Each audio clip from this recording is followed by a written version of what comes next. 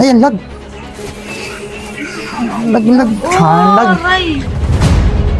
Dahil isa na nga akong ganap na pro player, napagdesisyonan ko kalabanin yung pinakamayabang na content creator. Pro player na ako. Alas 7 nga ng umaga nung bumiyaya ko papunta sa liblib na probinsya ng Norte. Masyado na nga maingay at mayabang to content creator na to, kaya naman bibigyan natin siya dito. Inabot nga ako ng almost 6 hours papunta pa lang sa kanila. Pagdating ko nga sa kanila, iniyabangan agad ako. Dito guys, may kalaban na naman akong dudurugin na content creator. Ewan ko lang makapalag sa akin to. Kayang-kaya ko siguro to. Kaya mo ba ako? Sisiw ka lang eh. Pangiti-ngiti nga lang ako dito kasi wala siyang kaalam-alam na isang pro player ang makakaharap niya. Mia, wala na, durog na yan.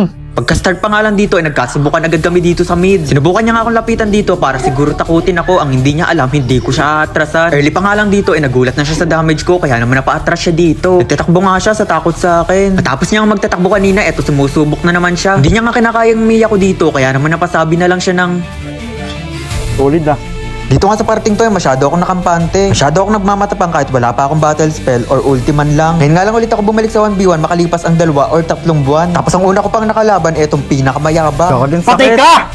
Ano boy? Pinagbigyan ko nga lang siya dito para naman may gana na siyang sumugod sa susunod. Masyado kasi siyang takbuhin kanina. Success nga yung ginawa kong pagpapapitas sa kanya kanina. Tingnan nyo dito kung paano niya ako pasukin. O sige, papatay. Ito yung gusto ko, sumasabay at hindi puro takbo. Tingnan nyo nga dito sa parting to, sinubukan niya akong ambushin pero siya pa yung napitas. Grabe, nakakahiya yan sa supporter mo, Eduardo. Ay, sakit. Puro tago sa bush nga lang yung ginagawa nitong Eduardo na to. Hindi niya nga ako kaya ng sabayan, kaya naman nagtatago na lang siya sa bush. Tignan nyo nga dito sa parting to kung paano ko siya palumunin ng mga palaso. Ayan, lag. Lag. Tama ba yun, Eduardo? Nagre-reason ng lag para lang hindi mapahiya. Di makagalaw ah. Dito nga sa parting to, pipitisin ko sana siya kaso bigla siyang nagre-reason na lag daw siya. Sa labang to nga, pagbibigyan ko siya kasi ayaw ko masabihan ng nanalo ko dahil sa lag. Dito nga sa parting to, kampante siya nagkiklear ng minion waves. Hindi siya nagre-reason dito ng lag, kaya naman sinugod ko na. Masyado ka pang mahina, Toto. Isang pro player tong kalaban mo at ikaw, isa ka lang protago. Tingnan nyo dito sa parting to kung paano ko siya muntikang ma-one hit.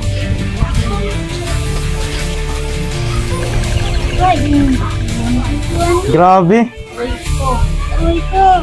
Kaya sa mga nagsasabing creation camp ako, tanungin nyo yung mga batang nanonood dito sa amin at silang magpapatunay kung gaano kasakit ang Mia ko. Yan na ba yung tsumo? Walang bitaw? Lagi. Nagre-reason nga siya ng lag, kaya naman sa parting to ako na yung lumapit sa kanya para mapitas niya ako. Sa labang to pagbibigyan ko siyang manalo kasi ayoko masabihan na nanalo ko dahil sa lag. Pinagbigyan ko na nga siyang manalo dito hindi pa talaga nakontento. Naghamon pa siya ng round 2. Hulaan nyo nga kung sino yung nanalo sa amin sa round 2 kasi hindi niya pinost yun. Sabihin nyo dyan kay Eduardo masyado siyang mayabang, kulang pa siya sa lakas. Sabihin nyo sa kanya na i-post niya yung round 2 kung saan hindi na siya nagre-reason ng lag. Kulang ka pa sa lakas boy kahit batak na batak ka sa 1v1. At ako ilang dekada akong namahinga sa pakikipag 1v1 pero pinagbibigyan pa rin kita.